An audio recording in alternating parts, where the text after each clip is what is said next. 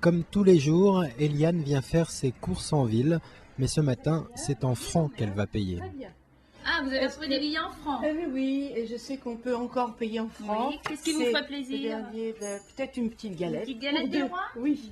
Son billet, Eliane l'a retrouvé par hasard lors du déménagement de sa bibliothèque. J'ai ouvert un livre comme ça et ce billet, donc 200 francs, est tombé. Voilà. Heureuse surprise, mais enfin pas tellement parce que moi je me suis dit, ah tiens, un souvenir, mais il est perdu.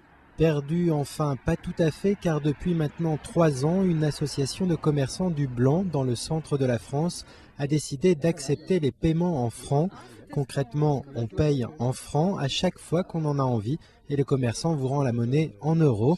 Mais attention, seuls les billets de la dernière série sont acceptés. Ils en retrouvent un peu partout.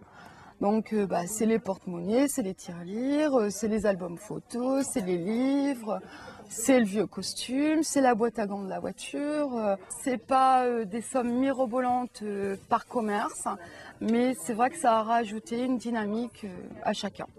Il faut dire que dans cette ancienne cité industrielle, aujourd'hui peuplée en majorité de retraités, le côté nostalgie fonctionne plutôt bien. Je m'y referais bien, moi, de repayer en francs. Parce que j'avoue à chaque fois que je paye en euros, il faut que je fasse la conversion dans ma tête. Les commerçants, eux aussi, doivent faire la conversion. Bonjour Françoise. Ah tu rentres bien? Je t'emmène tous les francs. Ok.